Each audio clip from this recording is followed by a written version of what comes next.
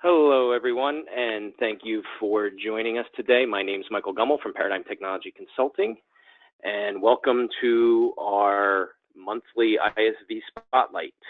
Today, we will be spotlighting Rockton Software, and we have Jen Schomer from Rockton with us today, who will be taking us through some of their plethora of products. Rockton has been around for quite some time. They're well-known, well-established ISV in the Dynamics GP marketplace, and we are happy to have them with us today. So with that, I will pass it over to Jen. Hello, Jen. Hello, Michael. Thank you. I appreciate the time to spend with you and your customers today. And like you said, yes, we do have a plethora of products. I'm going to kind of focus on two today, but we're going to talk about all of them. But really wanted to kind of hone in on a couple that are really useful in any organization. And so with that, I'm going to jump in. And actually, let me just do a quick intro of myself. Like Michael said, I'm Jen Schomer. Been with the company for a little over 11 years now. Before that, I was with Microsoft for 6 years. So been in the channel for more than I'd like to admit as far as age-wise. I like to say I started young. But with that, let's get started. I am going to focus today on our Auditor product and our Toolbox product. And what I'm really excited today about is we just got off of a really major release with our Auditor product, so I get to show you some fun new features today too. So, but I'm going to start with a general overview. And before I get in there, like our Auditor product is a product that you can use to capture data changes inside your system or data changes that are happening like at the SQL level. And so we like to tell people who maybe need to comply with SOX, or maybe you're just one of these organizations that at the end of the year you're trying to you're scratching your head trying to figure out why did this data change? Who made these changes? When did they make this change? What was the old and new value? Auditor might be something you want to take a look at. What's beautiful about Auditor is it's so flexible. You get to determine what's important to your organization. So every organization, depending upon what some of your requirements are, you may need to track things slightly different than your neighbor. And I would highly recommend, having a meeting with your auditor and figuring out what is it that's important to you guys to track. And what's great is I can set that all up in the background, and then we simply turn it on and let it do its job. So we're going to jump in right away, and I'm going to just kind of show you, I'm not going to show you the behind the scenes of setup because that gets a little boring. We usually want to just kind of see hey, let's see it working. So let's jump into a customer card. I'm going to pull up my good old Aaron Fitz. And now in the background, what I've done is I have it set up to capture a couple fields. And when I set that up in the background, I can do I have a couple different options. I can say I want to track when things are added, deleted, edited, meaning that it's an existing record, but it changes. And then what happens when we're capturing that change? Do I ask the end user why they made the change? Am I just silently capturing it in the background? Maybe I notify somebody in a department, so maybe a department head, maybe I notify the admin, maybe it's a combination. So you have a lot of flexibility, like I said, in the background to determine when I'm capturing this data, what else happens. So let's go ahead, and I'm going to go ahead and just make a couple changes. So we're going to change this back to Aaron. And I'm going to change the contact to me. And we'll make a couple here too. Some of these will be captured and some of these won't. But we'll show you kind of how it all looks on the back end. So now, as I'm doing this, Auditor hasn't captured anything based on the type of audit I have set up. Nothing's been captured yet. But the minute I hit save, what's happening is it's grabbing the old and the new values, taking a snapshot and saving it in a audit log. And right now we can see that in this case, it is asking, so we have it set up, the administrator said, I'm required to ask you, why did you make a change? And in this case, to this field, to the contact person. You changed it from Aaron Fitz to Jen. So what's nice is you can allow your users to free text type the reason why. If you want some consistency or control over some of those reasons, you can set up predefined reasons, and that's part of the setup, and you can assign it to each field that you're tracking. So each field that you track could have its own individual reasons for that field changing. And what's nice about that is then when you're doing some reporting, you can have consistency in reporting. And what this could be used for is if you're trying to kind of look at maybe how often, like inefficiencies in your process, like how often are we changing records after they're being changed? How often are we doing corrections? Or maybe in this case, you know, how often are contact information being changed? Or it could be, I have some examples here of pay rates, like maybe how often are we giving raises? So sometimes those reasons could be used for another reason, you know, for reporting. So those are things to think about. But for today, we're just going to go demo. We'll do Jen's demo. I'm going to go ahead and I could mark this record, or I could say apply to all marked or displayed in change.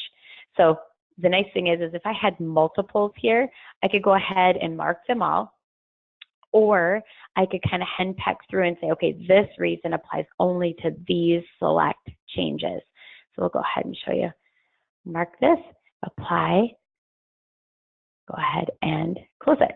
And what's nice about that is I can set it up again in the background to make it so that people couldn't close out of that reason why before they actually assigned a reason, or I could let them close out without assigning a reason. However, if they close out without assigning a reason, the system does nag them. So later on, as they're working in the system, if they go back into that window, it's going to pop up a window saying, okay, you still made this change and you haven't told me yet. Why did you make that change? So even if you allow them to bypass that reason, maybe they need to do some checking before they fill that in, it's not bypassing it for all of time. It will come back and ask them again until they actually enter that reason. I was saying we have an audit log, and what's great about the audit log is it's in Smart List. And so most GP users are very familiar with Smart List and the power it has when it comes to sorting or creating your own separate objects. And you'll see here, right when we get in, there's this default object. And with Auditor, it's set up to track all of your companies. So it's installed at the Dynamics database level. All of the information is stored in the Dynamics database. So if you do have multiple companies, it's auditing, it's available to audit information across all the companies that you have. So it's kind of nice because, like I said, you can come in here and create objects that are for a specific company or a specific department and use the security that is available through Smart List to go ahead and say who and when can people access these Smart List objects. And then you also have the options for sorting. You can add or remove columns, organize the columns however you would like. So really customize it. So we're going to go ahead and I'll just show you just sorted on date. And you can see I'm logged in right now as the SA user. We're going to scroll over and you can see those changes that I currently made. Some of them weren't requiring notes, but here's that one that was requiring a note. So I'm going to go ahead and double check, click into this so you can see the details. What's nice about Auditor, like I said, is it gives you kind of that when did somebody make the change. So it's going to give you that date time stamp, who the user was, the workstation they were on, again, which company was this in. I talked a little bit about how you can track adds, deletes, or edits. So this event type is going to tell us, like, what was it? In this case, it was an existing record, so we made an edit. And down here, it tells us which field, gives us some technical information for the table information. Here's the old value, the new value, and then again, because we were asking on this one, it gave us the why. So that's kind of the general, like the core of Auditor. And what else it can do is it can audit at the SQL level, or in this case, at the dexterity level.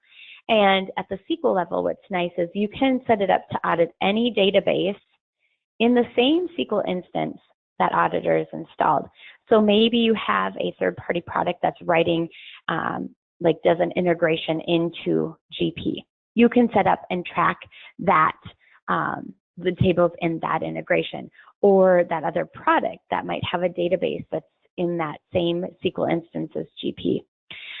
You can also audit what's happening at the SQL level in case you have people have access to the database and they're making changes directly to the database versus making those changes inside of GP. So you have the flexibility of doing one or the other or both, which is nice. And all of that audit information is going to appear right here in this audit log. So I'm going to go ahead and show you one other piece of information that's being captured, and then I'm going to jump over to the new features. So I'm going to jump into the system settings here and go into options. With one click of this button here, so if I just, since I have this checked, it's automatically doing this, but what this does is this is going to automatically capture all my security changes. And so if I add a user, make a change to security for a user, add or delete roles or tasks, or make any changes to that, it's automatically capturing it. And you can see down here, this kind of gives you a good visual of what's being tracked. Now here, going back to that example where we had to enter the note, we were being asked why it was being changed, you can do the same thing on the security change. I do want to note this little asterisk is by a few things that says, you know, we don't necessarily recommend you requiring a note on these, but you still can. And the only reason why we don't necessarily recommend it is because when you think of them, how many changes that might be or how many notes it's requiring, it may just be quite a bit. So in this case, we'll kind of go through an example of changing a task that's in a role. Well, if that task, let's say, is in 10 roles, and that those 10 roles are assigned to a couple hundred people, you're going to get a couple hundred notes that you need to say, okay, this is why this changed. So it's just this exponential dominoes effect when you track notes on those things. But like you saw when we were making the change, you have that option to mark all, assign one note to all of them. So it's not necessarily something that is super time consuming, but it's just kind of a little heads up that you might get a lot of data there. All right. And again, those same, when we're tracking security changes, those are also found right under here. If I go into my security audit changes, that's going to show us if I'm making changes to users or any roles and what those changes were. So pretty neat stuff. So now I'm going to just kind of go from our the core features of Auditor. I'm going to just quick show you a couple new things because they're pretty fun. One that I thought was that we're going to be adding to all of our products. It's in Auditor and Toolbox and OmniPrice right now, is this concept of what's new. Typically, when we release a new update, we do release all of the updates, but it's usually somewhere where an admin would see it. And now we've made it so that end users can see this too. And it's in a pretty format. So you can come out here and you can look through like what's new. And it's going to walk you through exactly what's new, give you some screenshots, and help you understand just why that's a benefit to you. So that's kind of a fun new little thing. One of the biggest changes that we made in the last version is found under the inquiry. So if we inquiry Auditor, and then we go to what's called the transaction lifecycle. Let me pull this down here just to kind of show you. Right now, these modules, the SOP, receivables management, purchase order processing, and payables. For these modules, what we can do is we can automatically, without setting up any audits, just having Auditor installed, basically show you where users have created a batch and approved a batch and posted a batch, or just showing you who's doing these activities in this batch. this came out of a couple of our customers needing to understand, like, I need to understand the life cycle that's happening when we're entering transactions that get put in a batch, and now who's doing what with them. And it's something that we could capture with Auditor. However, when we looked at it from a broader perspective, and maybe from an auditor's standpoint, it wasn't necessarily as intuitive or clean to look at. And so that's what we've done. We've basically created this great window where you can come in here and determine, again, which module do you want to look at? What kind of documents are we looking at? Worker history? What kind of transaction types are we looking at? And again, that's going to depend on, of course, the module you're in. You can hover over these. They do have tooltips so that you understand, like, this is when I would mark this option if you're unfamiliar with that. And then, of course, we give you all these different ranges. So, excuse me, if you were looking for a specific date range, transaction numbers, you can go ahead and simply enter those in there. And I would say that one of the most helpful pieces is actually to come up here and look at or click these options where you're looking to see if it's created equals the posted by, or if the created equals the approved, and all of the above. And before we look at a quick example of that, I do want to show you just down below how we can sort on any of these. So if I'm going ahead and clicking on these column headings, I can do that. I can also rearrange these if I wanted to move them, however you, again, want to best view that information.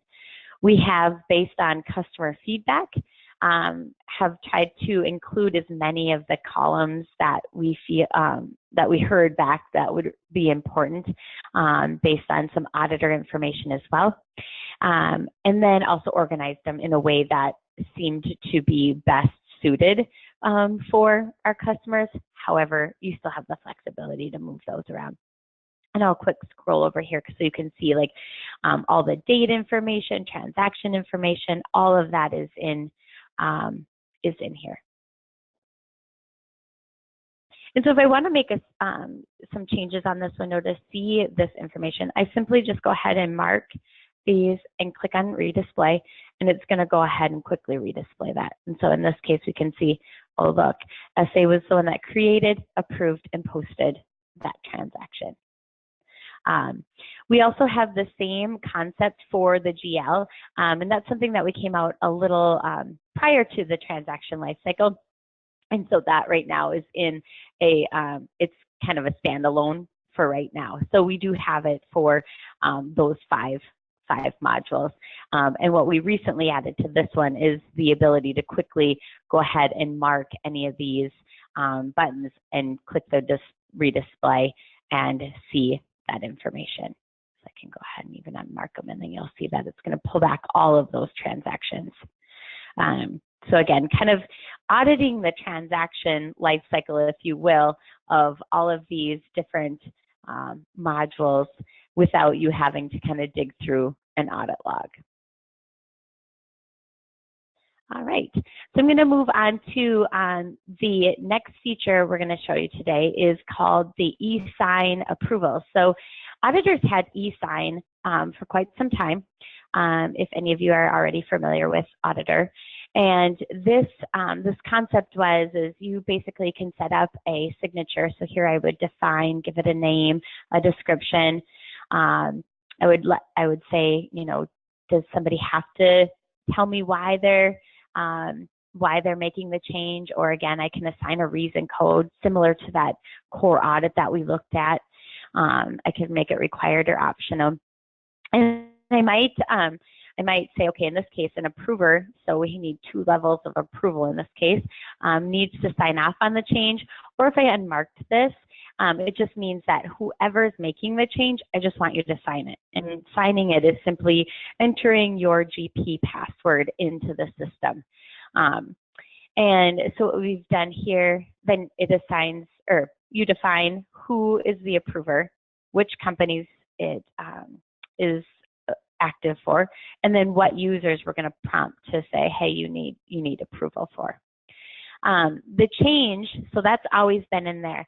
And in the past, when you've made that change, if you had approval this checkbox marked, you had to have approval at the time the change was being made.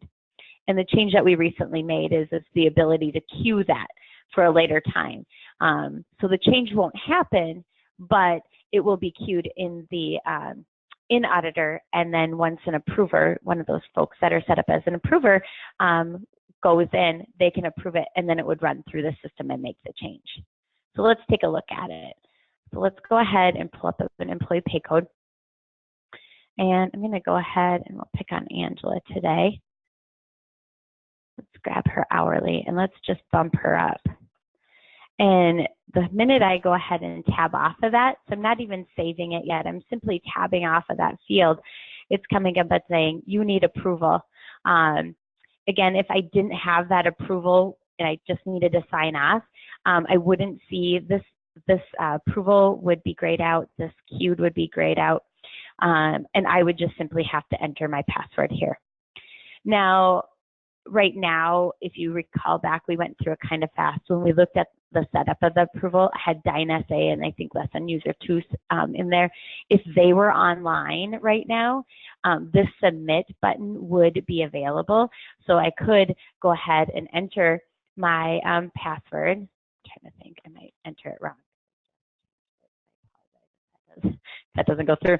And then I could go ahead and click the submit, and it would pop up on their GP screen. So they'd get like a little toaster pop up, kind of similar to Outlook, saying, hey, Jen's making this change. Do you want to approve it now? Since they're not on, now I can queue it. So let's go ahead and say this is a salary increase.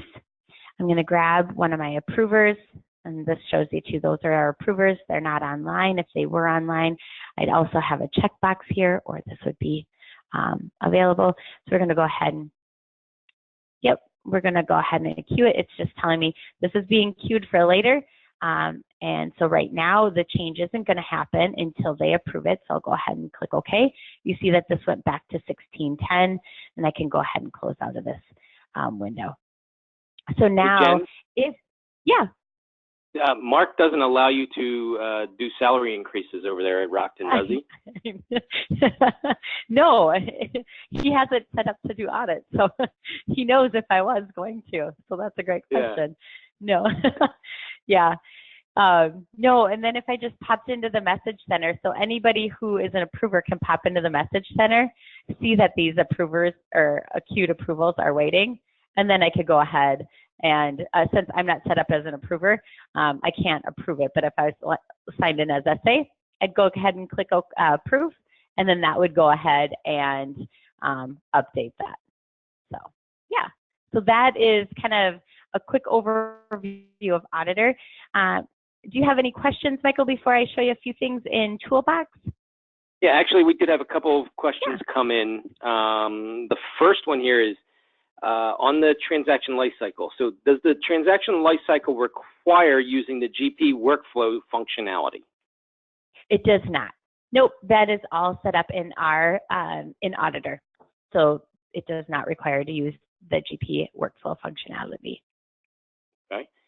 And then the other one, I think this one came back a little while ago, maybe when you're doing the smart list. So if a user doesn't have access to a company, would they see the changes in smart list to that other company?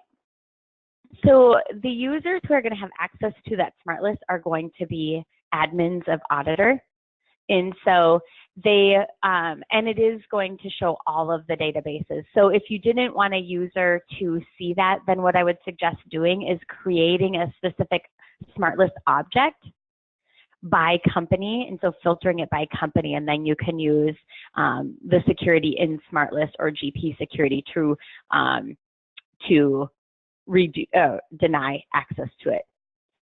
Because if they have access to the smart list audit log, they'll see everything in that audit log. Okay, very good. And again, thank you for everyone for posting those questions. If you do have the questions, just use the comments area in the meeting to get those over to us, and we will make sure we answer those as we move along. So again, I think that's all I have for right now. If you want to move over to our toolbox then. Yeah. I'll move over to Toolbox. Now, Toolbox, we could spend at least an hour or more on Toolbox. So just grabbed a handful of my favorites for you today. Toolbox is a product that has over 20, I think we're up to 26, 27 tools now. And what's really nice is most of these tools come from our customers' needs. And so they email us, say, hey, it would be really nice if I could do X, Y, Z in GP. And then we try to add it into the toolbox. So we try to make it pretty well-rounded. I'm going to quick minimize this. So you can see we have tools around security administration, business process, and end user. So I'm going to try to show you a little bit in each of these, just to kind of give you a little bit of little taste. So one of the most popular ones is called this Inactivity Timeout tool. And what the Inactivity Timeout tool is it allows you to specify a timeout period. So an amount of time that if somebody's in GP and using up a license, but they're not actually doing something in GP, that they will be gracefully logged out of the system. And I say gracefully because what this tool does is it mimics if you and I were to come up here and click on exit. So think about if I was in the middle of doing a process, maybe I'm in the middle of setting up a brand new user, but I haven't saved it yet. And for some reason I have to walk away from my desk. If I clicked exit at that time, GP doesn't know, do I want to discard this? Do I want to save it? What am I doing here? You're going to get that same situation. Like it doesn't, it's not going to allow bad data to be saved to your system. So it's looking for situations where people are literally logged into GP and doing nothing, and it's going to kick them out so that you can go in and your users who need to do things can get in and access GP and actually run. And so let me just kind of walk you through this window a little bit. There is this default time, so I have 2 hours here set up, but I can set up groups and I can say, okay, this group never gets logged out. So I have this administrative group that I've set up and they're excluded from this. So it doesn't matter if they sat in GP all day. In this case, they're never going to get logged out. I also have these other groups where you can see I've allowed them a shorter amount of time of inactivity. And so I can do that periodically as well. I can also schedule it so that it runs, that it's different for weekends. So it's pretty nice. This is one of those things that is very popular, especially when you're going to manage or trying to manage your user licenses in GP.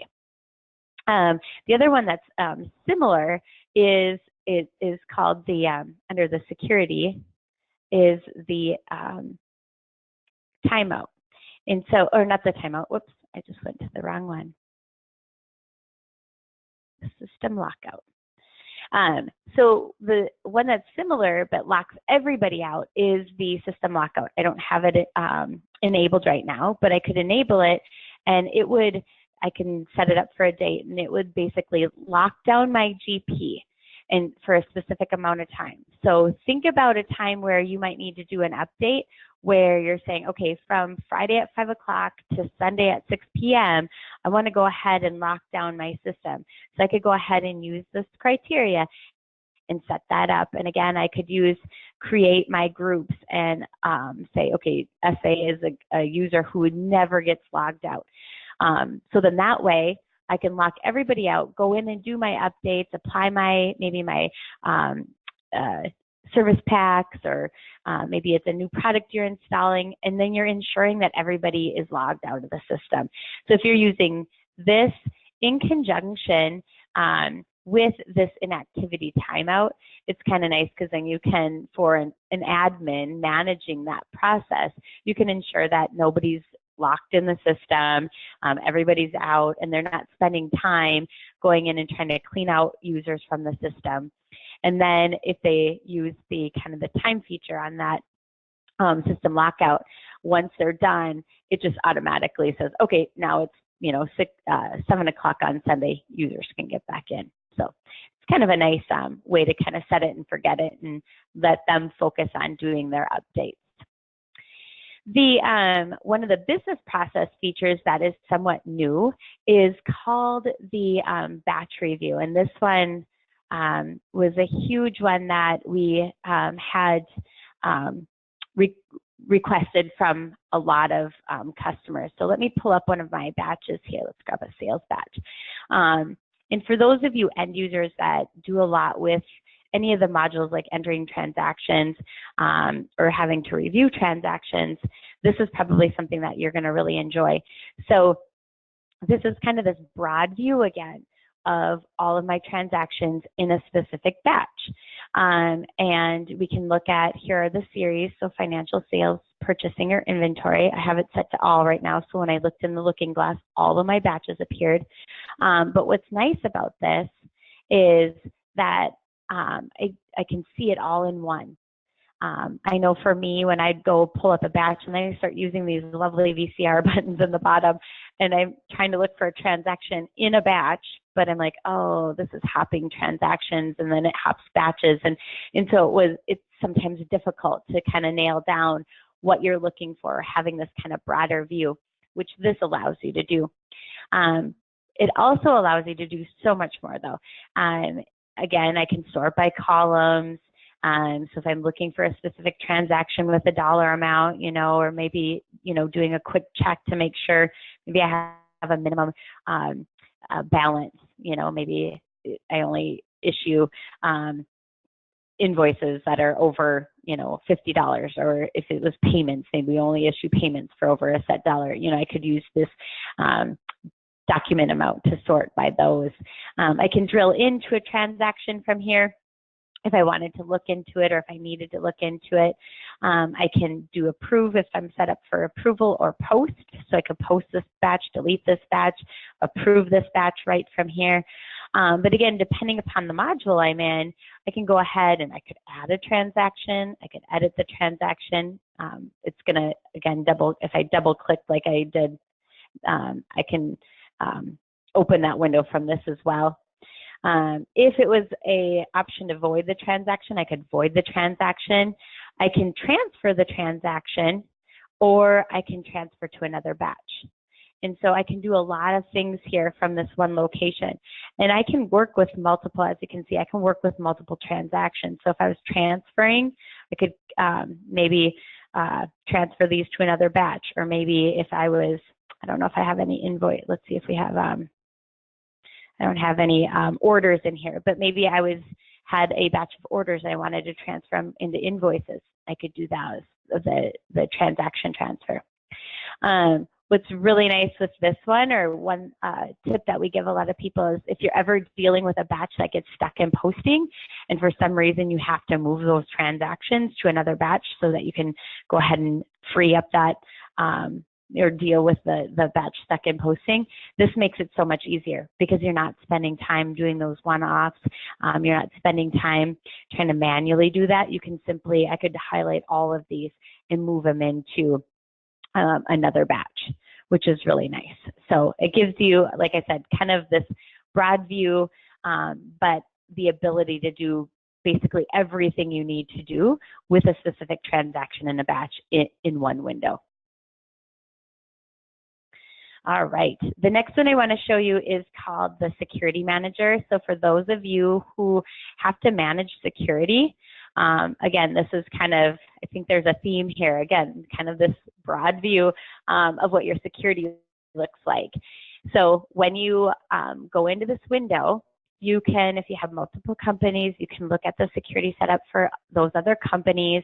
You can set up different filters. So out of the box, any of these filters that are with a Z, those are defaults, but you can see I kind of went in here and I created my own. So I want to maybe see only the people that are admins or power users. Maybe I want to see only the people that are in a certain department.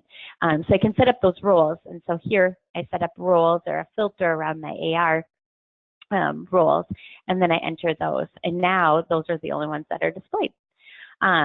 I can come in here and I can display which users I want to look at right now. And right now I'm looking at all of my users.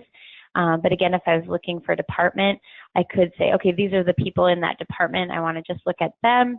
I want to look at it. I'm going to show you kind of a cleaner view. I want to just look at the role level or the role and tasks or the details, which we'll get back to here in a second. But I can kind of change how the information is displayed to me.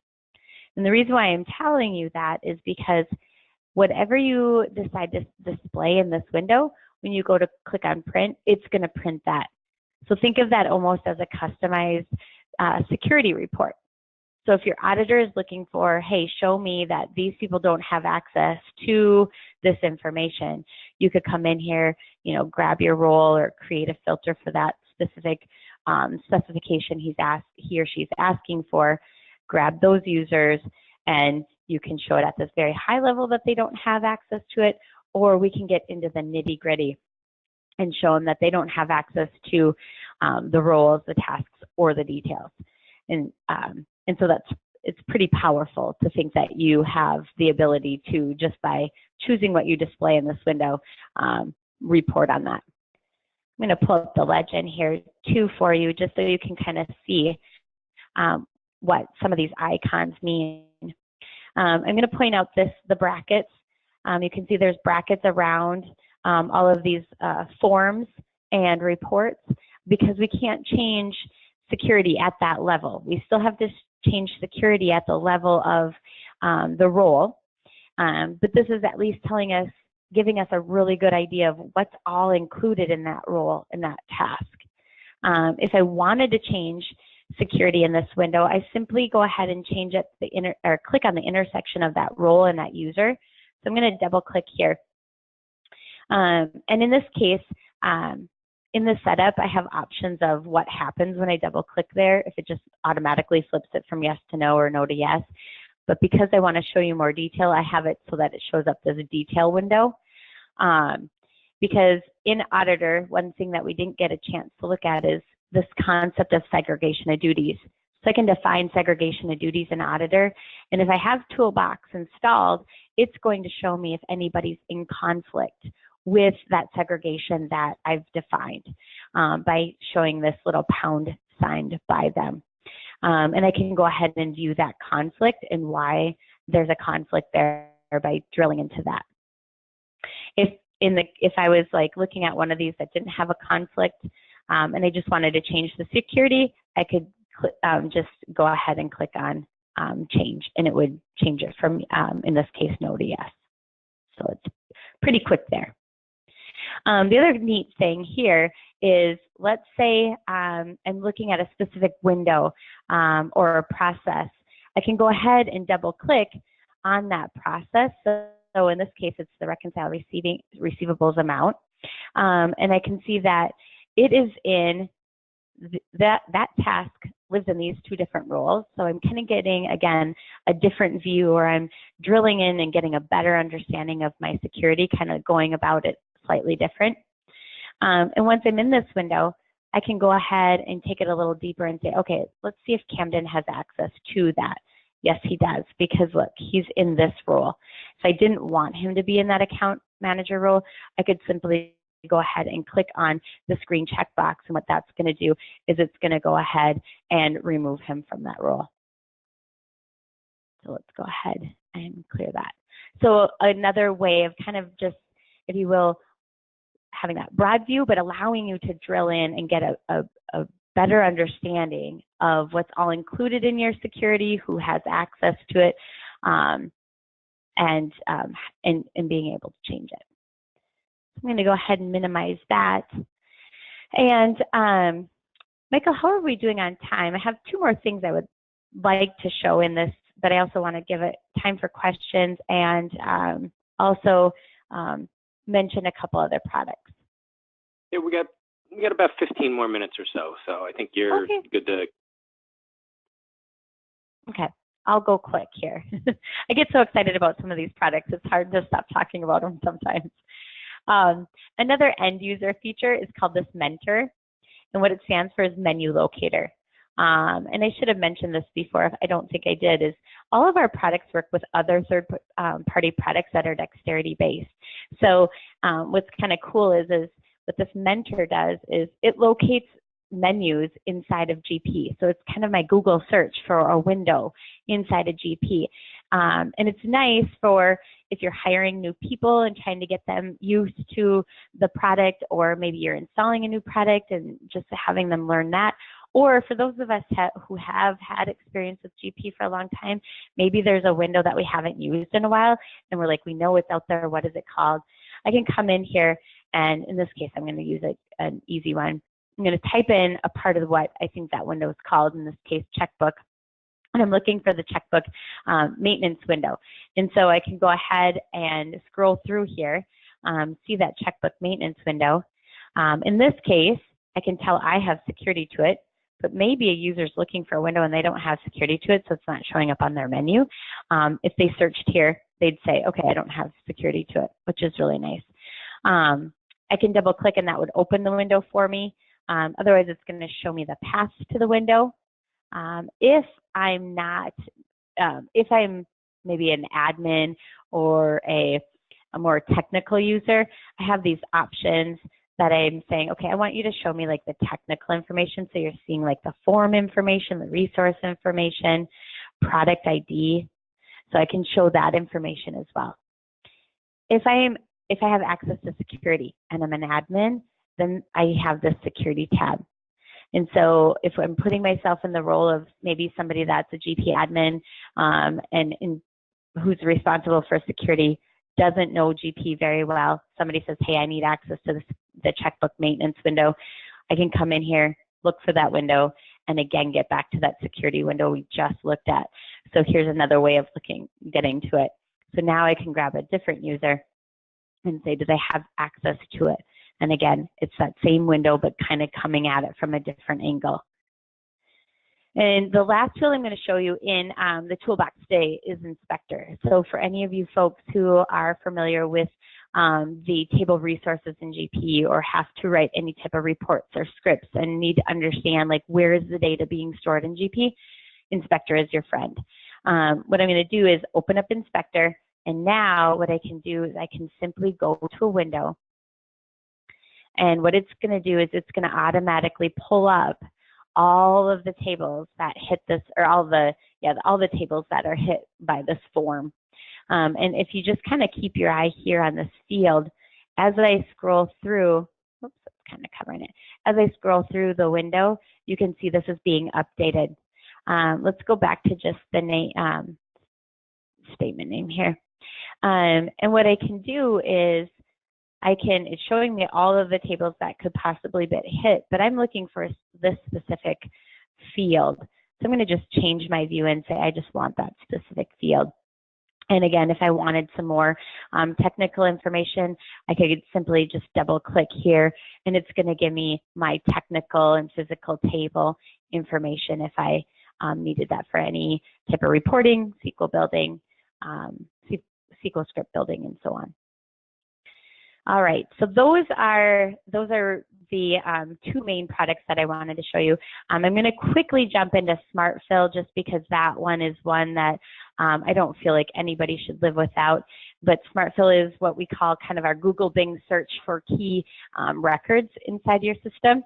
So you install it in automatically over 4,000 places, 4,000 lookups in GP.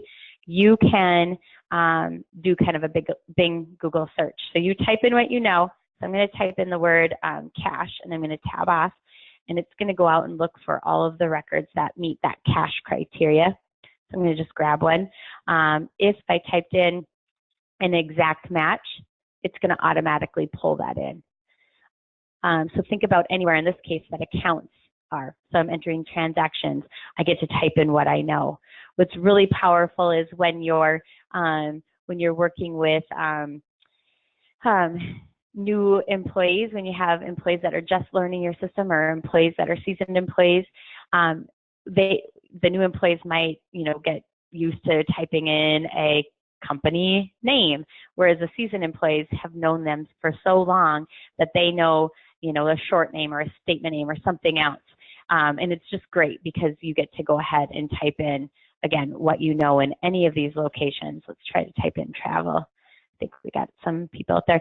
And it's going to pull back either that exact match or the criteria that matches what you're entering. You also have the flexibility of determining what fields they search on. So we could search on city, clear that out and type in Chicago. So I could type in city, and you can see that Chicago is in the city, but we're not seeing Chicago like in a customer name or a customer number. And so again, you get to determine like what do your end users know about your data. How do we want to set that up so that they get to search and find that the fastest way possible? So that one is, like I said, that one is kind of, for me, something everybody should use. The other two products, I'm actually going to just kind of pull up a slide here and just briefly talk to you about them so we leave time for questions and answers. I showed you Auditor today, that data tracking toolbox that has over 20 some tools, which we didn't get through, but showed you a number of those. And then SmartFill, think of the big Google search for key records in your system. We also have what's called the Dynamics Report Manager. Dynamics Report Manager is a report launching tool. So think if you have SSRS reports, Crystal reports, Report Writer reports, what we do is we allow you to do some automation and add some power behind that. You can set it up so that maybe when you're posting a batch, it automatically emails out all of those invoices to your customers without you having to do any extra steps. Maybe you schedule reports to be printed every Monday morning so that when you come in, your sales folks, they all have the reports that they need, straight away in the morning. Maybe you want to grab your custom reports and link them to processes inside a GP. You can go ahead and make reports appear in different windows as your users navigate through the system. So just basically allowing you to automate and attach your custom reports to different business processes or different windows inside a GP to make that really simple and easy for your end user. And then the last one is OmniPrice. OmniPrice, for any of you that are using inventory, it allows you to set up special pricing and determine when does that special pricing take effect. And again, it's so flexible. You get to determine based on, like, if you think of any criteria that's on the customer record, in the inventory record, or even in the sales transaction entry window, you can use any of those types of criteria to go ahead and determine, like, when is a special pricing going to take effect. You can use date restrictions, so different promos. You can do mass updates to contracts and pricing. So that one's very powerful as well. So we have 5 different products that go on to add on to GP. We do have some for D365 as well. The one thing I do want to mention about the add-ons for the products are we offer 30-day trial keys. So if you ever want to try out the products, if you have Fabricam, the test environment installed with GP, you can install these right from our website and start playing with them. If you want them in your live production database, or if you have like a separate test database, we do issue 30-day trial keys, and with that 30-day trial key, so to like our technical sales folks, our support folks. So if you have questions on how to set it up, if something's going to work for you, we want you to try it before you kind of make any decisions. So with that, I will open it up for questions. Like I said, I feel like I could keep talking and talking because I love our product so much, but I do want to hear what you guys have, any questions you guys may have. And I know, there are a ton of tools in the toolbox, and every different tools, including some of the pop-ups and widgets and things like that you guys have in there as well, that really make the GP experience, a lot better. Not that it's a bad experience to begin with, but you guys have certainly added on some tools to make users' lives a lot easier. So I think at this point, I want to be mindful of other people's schedules and allow them to get back on to their day. We did have a couple questions. I think we'll just go ahead and take those offline and reply to those. So I just wanted to take this opportunity again to thank everybody who joined us, as well as thanking Jen for this great presentation today. If you do have any other questions, please feel free to reach out to us. Again, this is Michael Gummel at Paradigm Technology Consulting. You can reach me at mgummel@ptcllc.com. Certainly check out our website at ptcllc.com. And also, if you want to see some more information about Rockton, you can always take a look at their website, rocktonsoftware.com as well. Jen, any final comments? No, or you can reach us at sales@rocktonsoftware.com as well, or directly through Michael. All right, very good. Well, thank you again, everybody.